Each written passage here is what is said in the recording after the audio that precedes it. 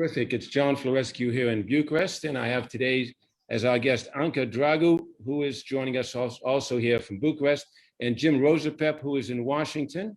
I think in Washington, is that right, Jim? Yes, sir. And we're delighted to have Anca here tonight, and earlier here for the United States. And basically what we're going to do is talk for usually up to an hour, and then occasionally we have people piling in with questions, and we try to keep them back unless they get too insistent. But anyways, we want people, whether in the United States or in Romania or on the West Coast, the East Coast, be able to ask any questions. Anca, first of all, thank you very much for coming. I know you're incredibly busy these days. And Jim, did you have any opening remarks? No, I just wanted to welcome her here and thank you very much for joining Alianta. Folks are very interested in getting your perspectives on what's going on today. So thanks for joining us. Thank you, John. Thank you, Jim. Thank you. I'm honored to be here with you. Good to see you, Anca. I was reading various backgrounds about you that were popping up here and there, and they always have such funny superlatives. One said the second most powerful person in Romania, which would make you a vice president in the United States. I don't know where the Senate president falls in, but I was impressed by your academic background, which is always stressed. Minister of Finance, International Monetary Fund, economist at the National Bank. And I thought you could just give us a little bit of background that isn't academic and just a bit about who you are. Okay, so I am Anca Dragu, and I'm the second most important person in the Romanian hierarchy of the Romanian state. This is correct according to the rules of and the Constitution. The Senate is the first position in the state is the president of the country, then is the president of the Senate, then the president of the lower chamber, then the prime minister, and so on and so forth. But so I'm an economist. I was during the university, I fell in love with the monetary policy. And I really found fascinating how to use the instruments for monetary policy, for a liquidity injection, absorption, to set the right level of reference rate. And so then somehow I succeeded to work for the central bank as an economist, as a young economist there. And then I studied in the United States. There were scholarships in the 90s from the US, from Western countries for the new democracies. And I was one of the young officials and young professionals trained using such scholarships, both in Vienna, in Prague, and in Washington, D.C. Mainly, I was a visiting scholar at George Washington University. So this is a very dear place for me, Washington, D.C. And yes, go on. Well, I want to, because we are asking our ambassadors who are being interviewed, the Romanian ambassadors to Washington, what quality or what thing did they pick up in the United States, or what quality did they like about the United States they'd like to bring back to Romania? So in a general question is, what kind of quality did you think as a student at George Washington University that you picked up and seem to you carry with life today? Well, I picked up on macroeconomics. If we talk about background and of my preparation, so I worked a lot on the role of finance for development and growth. I've been working a lot during my professional life on growth policies. Yeah. Why some countries are poor, why some countries are rich, and that's extensive literature on this topic. I even had one of the subjects in GW. It was growth theories, and it was very tough class, full of mathematics. and calculus and everything, very tough and technical.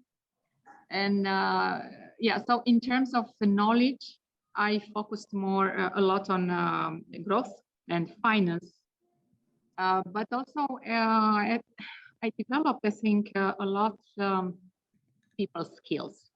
Yeah, I realized in the United States how important it is to relate with people. And from the very beginning, our instructors were telling us how important the network is. It's important to talk to people. People would know you, would know who you are, and that makes a huge difference in your life, in your career, and yeah. I also learned a lot about programs for volunteers, which was something very new in Romania, but in the US, it was not in fashion, it was compulsory. In the program, we were supposed to have internships, including volunteer programs. And I realized how important it is that we share with other parts of the society, with the civil society, with the university, with people in need, what we already know and have. And through these programs for volunteers. So there are important values for my career later on, this volunteering and networking. Networking, I picked up the networking because that's sort of where we've met not too long ago. And I see you picked up some American habits, I thought, fairly quickly. Now, I'm going to ask you to pull away from that quality, those qualities, and just give me, like we say in the State of the Union. What is the State of the Union today in Romania? Give me a step back overview of how things are in Romania. Let's start with economic picture. The economic picture looks good, especially if we consider the difficult times we're going through. And we have economic growth of over 6% this year, the forecast for this year, which is really, we are leading in Europe. For the first quarter, we had the highest economic growth, 2.8% compared with a negative 0.4% at the level of the EU average. In terms of political situation, I would say that Romania has a robust and efficient coalition. I'm part of one of these parties of the current coalition. It's a center-right coalition, together with liberals.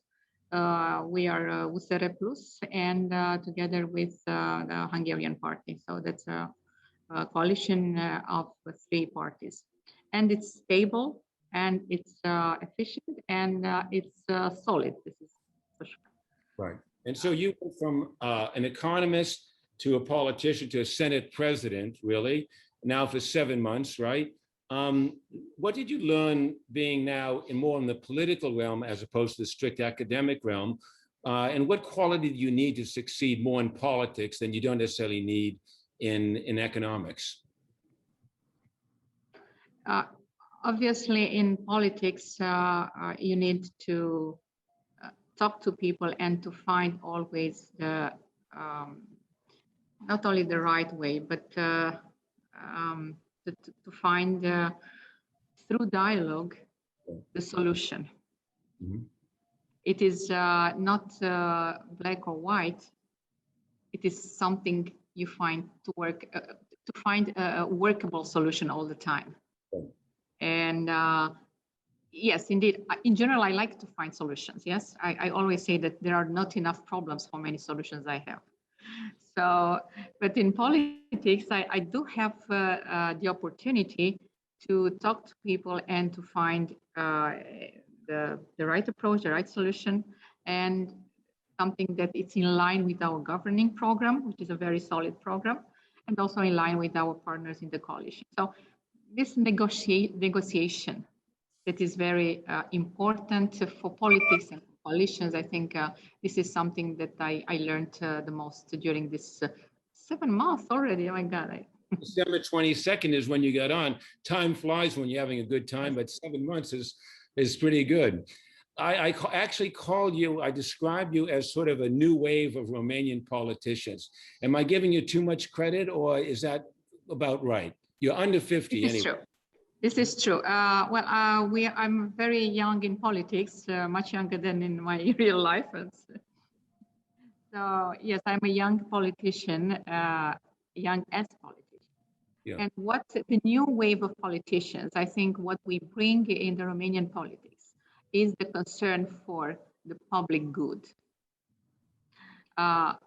Maybe we saw over time politicians somehow involved in some vested interests or representing personal interests rather than the general interest, and without a consideration for the public common good.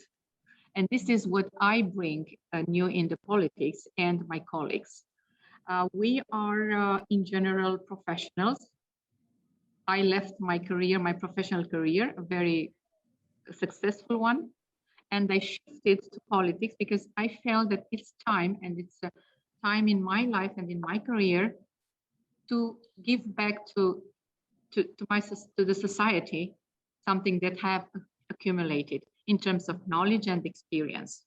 And that's why we are different. That's specific for the new wave of politicians in Romania. So would you say you're sort of more of a pragmatic technocrat? Are those the words that come to mind to describe you, or something else? Yes. It's if you want to use just two words, it's fair. Right. I just pick up off the street. You speak French, of course. When it comes to Romanians' political life, they sort of like plus ça change, plus c'est la même chose. And I suppose that's the thing you're trying to end, right? Yes. And we also are aware of the need of building and constructing and offering perspective and future. Romania needs modernization. Society and people in the street, you see that they are connected to the new big ideas, to the world. But I think politicians remain a little bit in the politics of 2000, even 90s. So we are the wave of politicians to modernize Romania. Let me ask you, we're talking about a generational shift, like you were saying, you're under 50, so you're new in this game to some extent, you're a new political figure. And I just turn a little bit back to people who are under 30. What do you think is the greatest concern for the people that are a little younger than you, under 30? What would you say is foremost in their mind? For sure, the future and the shift in jobs and skills.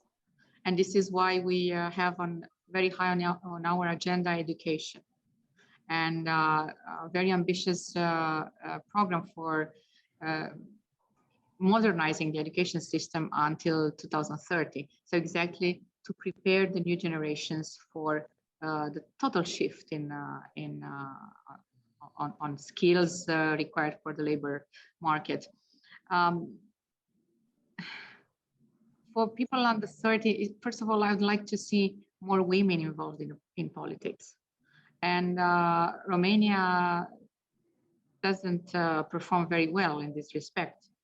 I am the president of the Senate, but only 18% of the members of the parliament are women. And that's a decline compared to 4 years ago and compared to 2 years ago, some years ago.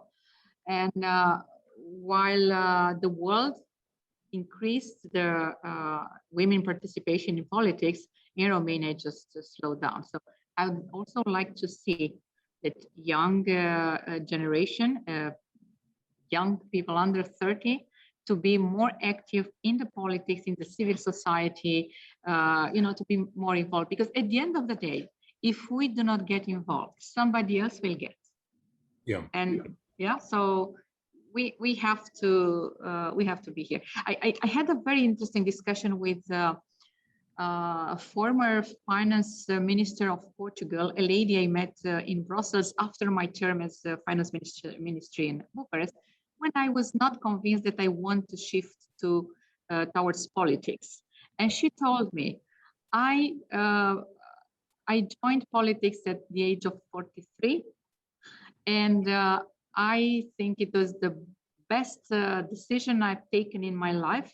It's something where you really can move things, you can change things, and I regret I haven't done it before. And the words of this lady really, I stayed with these words in my mind for like a few months, and then I said, okay, that's what I want to do also. And she's right. If you want to change things, you have to get there. You cannot change if you just comment from a side, yeah? You're just a spectator. Right. So you're no spectator right now by any means. Is it more fun being in politics or in economics? I like in economics, but I also like my current life here now. It's I feel comfortable with my current role, although sometimes it's difficult. But also as an economist, I had difficult times and the challenges when something doesn't go right, yeah, and you don't find the right policy, the right measure, the right model, the right econometric methods to test some data. So yeah, there are always, I think, look, I'm happy that I built a strong professional career, and I feel somehow, comfortable with this. And I have this, my corner of economists all the time. When I know that I can go to my corner if I have to, or if I want to, or I don't know, I have my corner. Well, you were saying there that you like to see more women in politics, which is interesting because I know in business, there tend to be a lot more women in business than men, and they've distinguished themselves. We have our own experience we have more women than men in our activities in Romania. But when I was talking to you earlier about being the first woman president, you was kind of rolling your eyes and said, oh, not that again. I hear it all the time. And it reminded me of what Mrs. Thatcher, the British Prime Minister, said, that the fact that she was a female was of little interest to her or her nation. I guess you would disagree with that. Is it of interest to you or your nation, or do you think should it matter, or what's your view on that? It should matter in terms of the signal I sent to other women that they should join the club. Right. So right. I think it should matter in terms of the model I offered. That's why, but also it's a huge responsibility. Yeah, if when you're told, look, John, you're the first person who ever done something like this, you feel like, oh my God, so I have to be very careful if I'm the first. So that's also a huge pressure, but yeah, fundamentally shouldn't matter. The message is that my role is to inspire women to join the club of politics. You're talking about political parties here, and as an outsider, as an American, you as partly American living in Washington, you know there's Democrats and Republicans. Here you get the feeling that the distinction between parties is more about people than it is about ideology. Do you agree with that? Here in Romania, you mean? I think ideology also matters. And we have, I have a strong liberal beliefs. So, but it means that I believe that people need the right environment to create, to express herself or himself, to grow. So the role of the state is to allow people this possibility to express themselves, to become entrepreneurs, to have access to resources, to combine as they want such resources so they can compete in a free market to sell their products, their ideas. So these are deep liberal beliefs and thoughts I do share. But of course, personality also matters, but not only here, but everywhere. Yeah. So Yeah. I think also the two parties in. Well, I remember when I look at a Romanian ballot, there's so many political parties. They all have acronyms, and it makes me wonder when people go and vote. Do they know the difference between the UCR and USR and PNL and PSD and so forth? And does it revolve to differences in ideas or differences in personality? Of course, we have the same in the United States. You say that people seem to understand those distinctions, politically speaking. Occasionally, people move from one political party to the other, which is very rare, let's say, in the United States, where people rarely change parties. If they do, they carry a huge burden. But quite aside from that point, it's the number of parties here. I mean, in the US, we have Democrats and Republicans, basically. In England, we have basically Labor and conservatives. In France, you have socialists and various degrees of right wing. Are there too many political parties in Romania if you could redraw the map? You have in many European countries the system of many parties. And also we see the new parties emerging in Europe based on green, so to protect the environment, but also in new member states, we saw parties based on anti-corruption ideas. Yeah. So there are new values, yeah, and new compared to classical values of political parties, and so we see this two new tendencies in Europe, and therefore we see new parties emerging. We have La République En Marche in France, yes, that was party of President Macron, and now they are a strong political group in the European Parliament, Renew Europe. My party belongs to this group, Renew Europe, in the European Parliament. So we see also tendencies of sort of more modern parties, or parties that are picking up the ideas of modernizing their societies, compared, of course, to the level where they start from and what they want to achieve. Like you mentioned there, the green parties that obviously are growing all over, and in the United States, obviously with the Biden administration's a big emphasis to get back to green. Do you feel that that's taken life in Romania, at least among young Romanians, an appreciation for the importance of the environment? How do you see that? Yes, of course. My party has many ideas that are somehow borrowed from the green ideology, that yes, we have to protect environment. We are responsible in front of our children to give them a planet to live on. Yeah, so we are but it's part of our responsibility. What I also wanted to mention about the tendencies we see in Europe, also some nationalist parties, and these are yeah, from a moderate voice to more to less moderate voice, and this is something of course is concerning me. Do you see, when you talk about non-moderate voices or right-wing movements, we see that in Germany to some extent, that's popping up? You see everywhere, yeah, and yeah, you see everywhere in all countries. Absolutely, I saw some figures. Yes, in 2000, Romania did not have such a party, but I think it was the only country without a party that gets towards an extreme. Yeah. but to some extent, you find this phenomenon in all countries, and of course, we are living in the world of the post-truth, of the fake news. It's access to millions of pieces of information. People do not have time and maybe ability to digest all this information.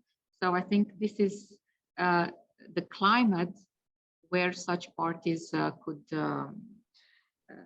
be born. But let me be optimist here and consider that if we get out and talk to people and express our vision for the future, for their lives, for the country, we convince more and more people. And I mean, this is our weapon to fight with less democratic ideas. Well, I'm observing Romania as a amateur. I'd say I find Romania, very loath to any right-wing movements like we see elsewhere in the West. It's remarkably non-nationalistic, would be my view, and not. I mean, there's a sort of sense of sports nationalism, that kind of thing, or in other respects. But as compared to other European countries, I think it's remarkably level-headed in that sense. Let me ask you to look at inside Romania, which is a Romania you understand, obviously, as a politician, but with numbers. And I think that people feel as though there's been improvements with the police, that there's been improvements in medicine. Certainly, I think Romania's performance in COVID has been quite fantastic, but there's a lot of doubt in taxes, justice, transport, infrastructure, mail. How do you see the balance between how Romania is performing well and where it has a lot of catch up to do? Absolutely, we have a lot of catch up to do. Yes, and we are talking about some lost years in terms of economic policies dominated by a very cheap populism that didn't help anybody, and therefore the gaps between Romania and other countries have increased. And we are fully aware of this, and we are trying to explain this. And for example, in infrastructure, we have the lower number of kilometers of highway. If you divide the number of by the size of the country, by so on. And we are catching up now, and we need investments and reforms for modernizing the economy, as we were talking at the beginning. So, and we have now this resilience and recovery program that gathers all reforms and investments for the next 3 years. And in terms of money, we put 29.2 billion euros into this program. And of course, these are EU funded programs. The Recovery and Resilience Facility that was developed during the pandemic by the European Union. So we have split it, we have divided this amount. The biggest amount goes to road infrastructure and rail infrastructure. Rail. Because we are lagging behind. We know this. Yeah, we have to close the gap. And we have the second biggest expenditure in this program is on education. We have 3.6 billion euros for education for the next 3-4 years. And yeah, because education, it's so specific, it's so expensive, and it creates visible value in 5-10 years time. Yeah. And in general, politicians have not, they were not tempted by this sector. But now we said, hey, it's the chance of the country to put more money and reforms meaning to do things better. Yeah. into education. Then we have the health sector that not only that have accumulated some gaps, but also the pandemic showed us how important it is to pour money into the health sector. At the end of the day, first of all, you want to be healthy, then you need to be successful. You need to be, first of all, healthy. So we have this comprehensive program also in the budget, in the general consolidated budget, the country's budget. We have significant amounts of money for investments. Yes, we need to catch up. This is true. And if you take all indicators, you will find significant gaps. But you know, for us, it means opportunities. It means that in 4 years' term, it will be visible the road that we've gone through. You were saying that we're talking there a moment about COVID, and we had Dr. Arafat on this show twice, and I was struck about how pragmatic he was. He said we'd take helicopters, or we'd use cars, or we'd move people left and right, and the kind of practical pragmatism that seemed to govern the way he dealt with it at his level reminds me of the pragmatism that you're talking about right now in dealing with very specific issues with a target. In terms of COVID, somebody made the point that COVID actually helped push municipal authorities into a more digital world, because all of a sudden you had to go, you couldn't go walking out because there's a risk, so they use your computer. What do you have to say about that? Yes, absolutely. That the pandemic was the main driver of the digitalization of the public administration, which was slow. Yes. Yeah. So it made possible that we interact with central and local authorities via digital systems, and the payment became more and more digital. And of course, what we noticed that education went, let me come back to education. Education went online, yeah, but unfortunately we realized that not all kids have access to online education. And that's why in this education, big education program, we have a special chapter on digitalization for the education system, because yes, we noticed that there we had a problem. But for the state, I think it was yes, unbelievable how quickly the administration was supposed to get adapted. Look, I have to tell you that when I was Minister of Finance, I introduced the electronic payment for at the tax collection agency. Yeah. It took me 1 year to have the system operating. It's not rocket science. Yeah, I thought it takes me a month or two. No, it took me 1 year. Yeah, well, that's that has to do obviously with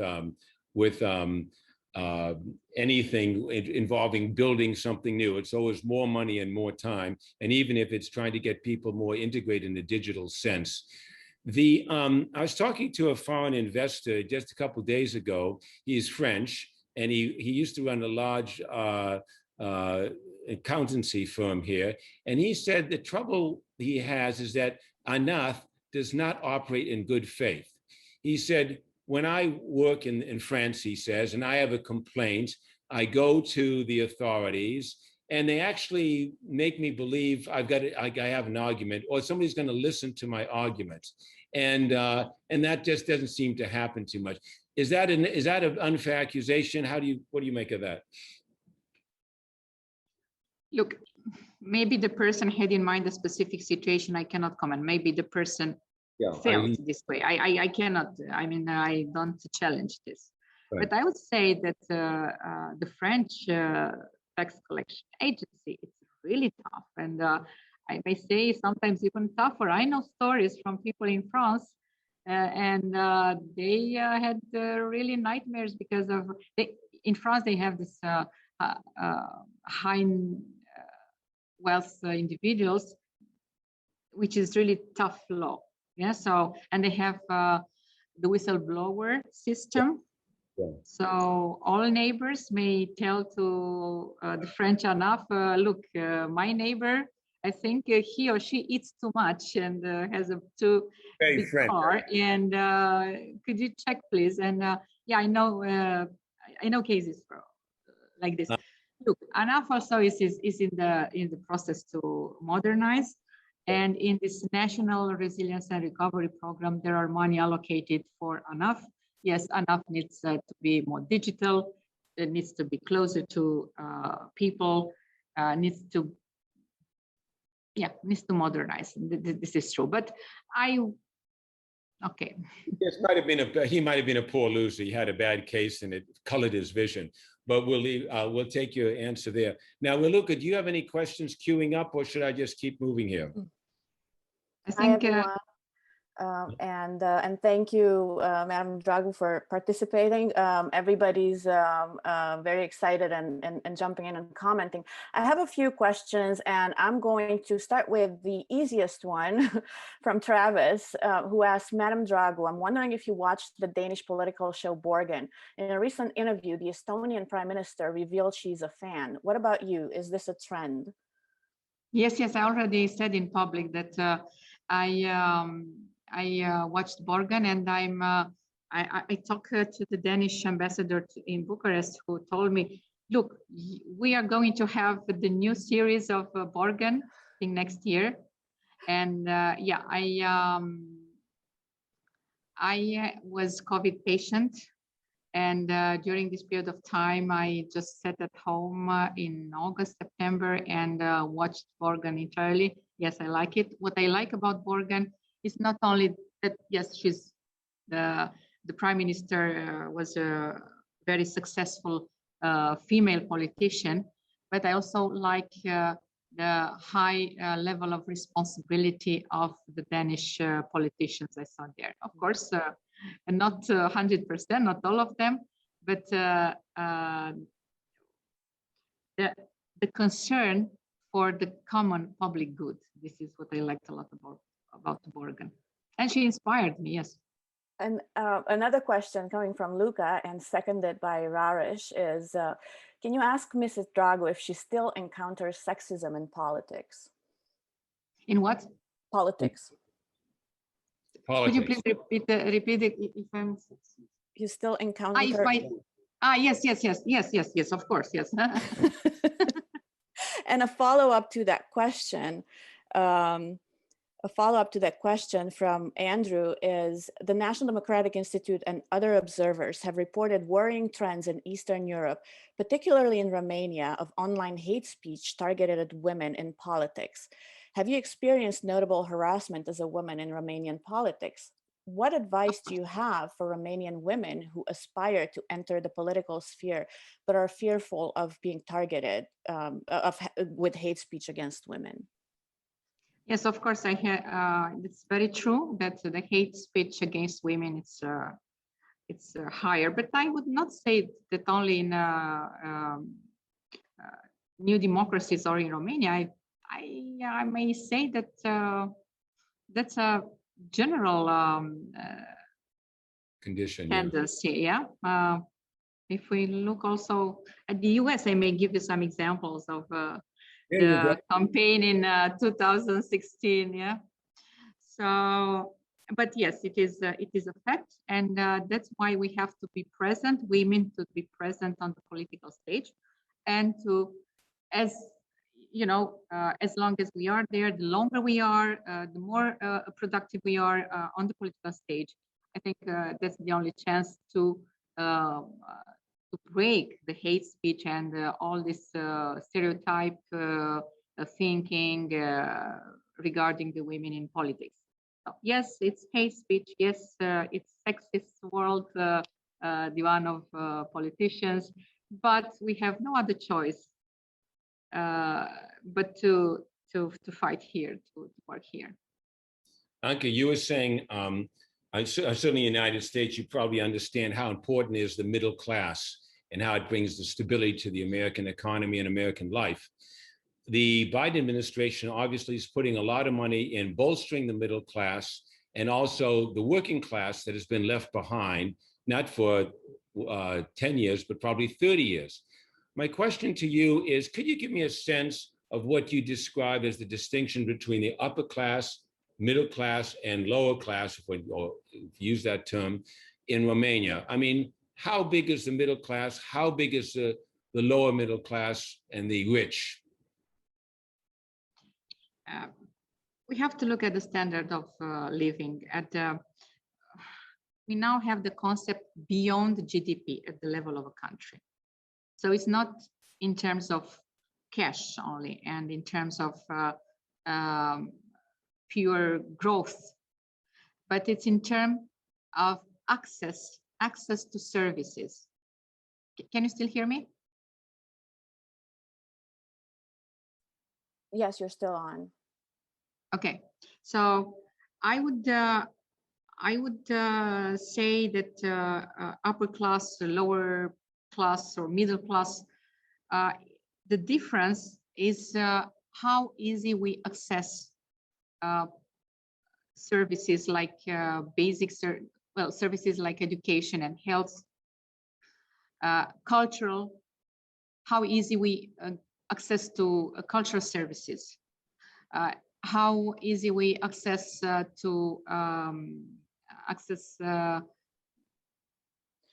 to a better standard of living, travels. One proxy for evaluating this new concept of wealth is also trips and travels.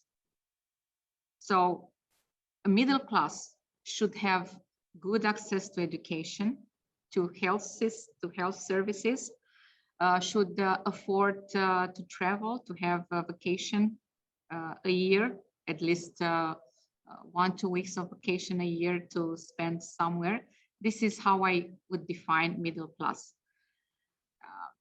What I see in Romania over the last 10 years, yes, the figures regarding people living in poverty and especially extreme poverty have lowered, but we still have a long way here, and we still have areas of people living in poverty for sure, and we have to do more for these people, for these vulnerable people. And very important, what was also investigated also for the United States, for Germany, for Western countries, the higher inequalities, the lower the perspectives of development of a country. Because high inequalities means that part of the population cannot access education, cannot access health services. So with a part of population without education, without services, without access to such basic goods and services, it means that the perspective of the economy of the country, the development of the country is not so pink, so happy. Yeah, excellent conversation. When we seem to have temporarily lost John, those are the risks of technology, of having to do this via technology. And not, pre-recorded, but luckily we have Jim Rosapep here, and he can. I know that the Mr. Ambassador wanted to jump in and welcome you initially and ask you a couple of questions. So go ahead, Jim. Well, thank you. Well, first of all, Raluca, do we have any more questions from viewers? Not currently. Okay, fine. Well, if there are other questions, please go in the chat. Well, here's a different kind of question I'd like to ask is, what's going on in Europe these days? Because obviously in the United States, we're across the ocean, we're a huge country. and we're sort of isolated from our neighbors. I don't think the Canadians and Mexicans would totally agree with that, but that's obviously not true of really any country in Europe. And so I'd be interested in your perspective on the economy, on the COVID situation, on the political situation in Europe as a whole, and sort of how that affects Romania today. Well, for Europe,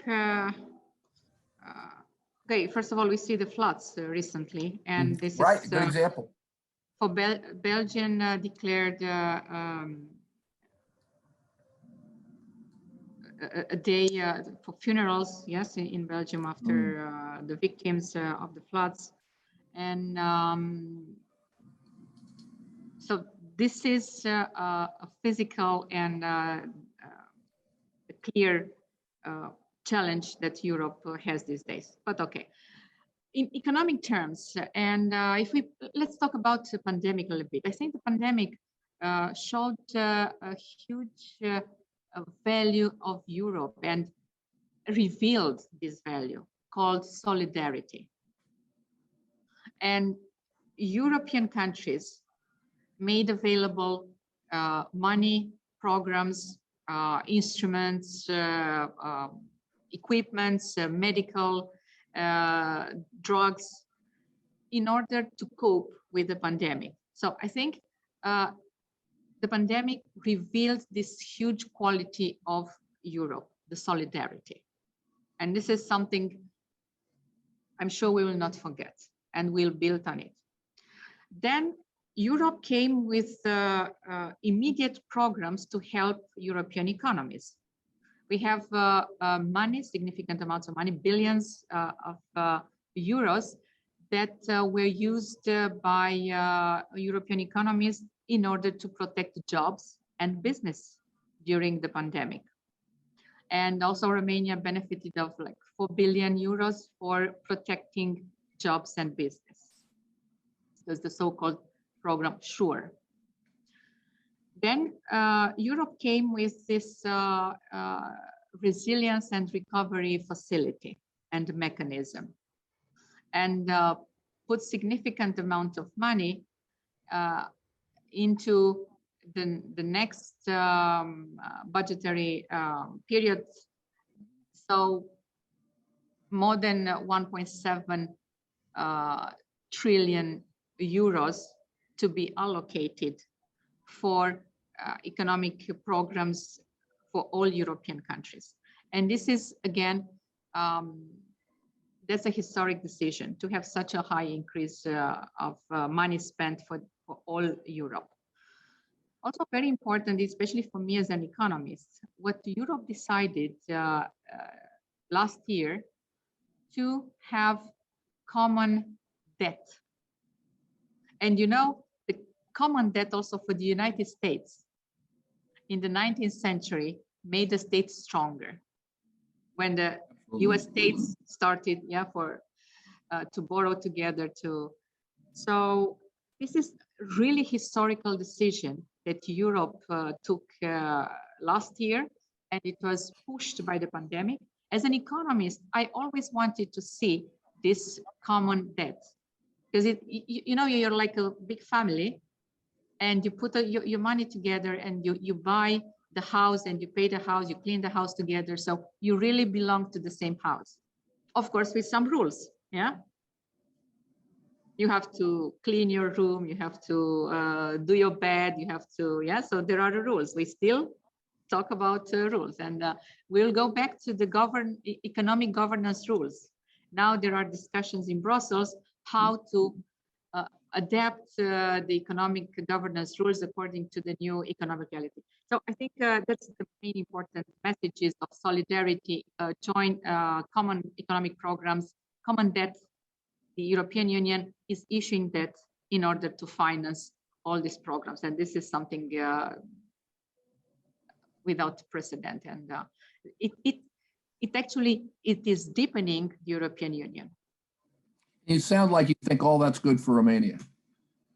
Yes, for sure. I wanted to give a quick update on John, who is in Bucharest, and unfortunately his entire building lost internet access. And we were about to brag about the quality of the amazing high-speed internet that Romania has. Looks like this time it bested us. But I'm glad that that Jim is here. So Jim, we have about 8 minutes left. If you have any other questions or if you want to wrap it up, feel free to do so. Well, I actually did want to ask one other question, and then happy to wrap it up. As a politician now, not as an economist, you had to campaign, you had to talk to the voters, you had to listen to the voters. And obviously it's a little different in Romania than in the United States. But one of the things that I think is important about campaigns and democracies is it requires the people who are going to govern to spend time with the voters, spend time with ordinary people, not just with each other, really. So I'm curious, in the course of your campaign and in your office now, what do you find that sort of, well, I'll call the average Romanian that you run into is most concerned about? Now, is COVID? Is it the economic situation? Is it other issues? What are folks concerned about from your point of view as a elected politician? Yeah, well, I do have, I talk to people once a week, every Thursday. I do have some discussions with people online. Oh, great. For the time being. And during the campaign, the campaign was somehow a typical campaign because it was during the pandemic. So we did not have really chance to talk to our citizens, our supporters. But even the discussions we have, I have nowadays, that's a significant concern and preoccupation still for anti-corruption measures. Mm-hmm. Romania understood how important it is to fight corruption. Actually, Romania understood many years ago that corruption kills. And we are still preoccupied by this topic, and that's good. Yes, corruption not only kills, but corruption prevents development of a society and allows misallocation of resources instead of getting to the private sector or to the people who are entitled to get the resources are ending up in the wrong pockets, in the wrong hands. As I tell to my students, is when you prepare a pie and you have different ingredients and you pour all ingredients and then you make the pie. So if you just kill the ingredients, the pie will not grow. You'll not have a pie anymore, or a much smaller one. So this is how corruption works, and that's still a preoccupation of Romanians. Other things are social access to social services, and this is a concern for, and actually a problem for many Romanians, especially those with whom I have weekly discussions. Which sorts of services are you referring to? Well, I mean, services for people with disabilities, you know, all these services that should be offered by local authorities and are not, well, there's still something to do there. Yes, and I was in touch with associations of civil society protecting people with disabilities or kids, or, you know, and they all have so little access to these services, and they are really, that's a problem. And that's something that we are fixing. On my personal agenda, something else that it's not maybe so obvious, but I know the figures is this gender inequalities and domestic violence. And yeah, here I also work on legislation, institutions, and internal reforms to really to curb this phenomenon, which is again another phenomenon that is it's keeping the society somehow captive. Thank you. We have John Florescu back with us. I hope. I think I can see. Oh you. yeah. Can you hear me? Yes, absolutely. Oh, So, good. over to you, John. I apologize for that. We won't keep you on long. Jeff Bezos must have knocked down the connection when he went back to Earth, or people got bored. But anyways, we are moving near the top of the hour, and I just was asking you the question between the classes in Romania and how we define the between upper, middle, and lower class, and you were answering that question. Can you pick up on that, Anca? I said that it makes the difference is the access to. I mean, how big is the middle class now in Romania versus the upper class and the lower class? It's growing. It has been growing over the last 15 years after a very difficult transition. But we still have something to do. We still have to work on lower side of the echelon here. So we do have. That's why we have lots of social policies included in our governing program and in the resilience and recovery program. Because yes, we cannot. So the policies nobody left behind. And as I said earlier, that inequalities are preventing sustainable growth of a country in general. So that's why the ideal is to diminish these inequalities. And yeah. Well, I think we're up on the hour. I apologize for magically disappearing off. It's the first that's ever happened in all our discussions. But Jim's so good, he just picked up while I was being shut out. And I wanted to end on a positive note to ask you, what are your predictions for the Romanian athletes in Japan this Friday, over the next 2 weeks? Well, that's a lot of work that they've done over the last extended period of preparation. I have very high expectations from the rowing. Yeah, I think they are in good shape, and they've already proved in European competitions here. So I do count on more than several gold medals. Good. Well, that would be excellent. I mean, like the good old days of when I remember when Romania ended up number 6 in the world tables, which is a remarkable accomplishment. I think maybe that was in Nadia's day or so forth. But Romania was a powerhouse, and it'd be fantastic to see now that we have a president in the Senate, we have superstar tennis players, we have women CEOs, and it'd be nice to go back to the glory days in Tokyo. So I wish you well, and I thank you very much for your time. I know you're pressed, and you're fantastic to give us a full hour, and we hope to speak to you sometime in the future. Thank you, my honor, and always with great pleasure to talk to you, John and Jim and Raluca.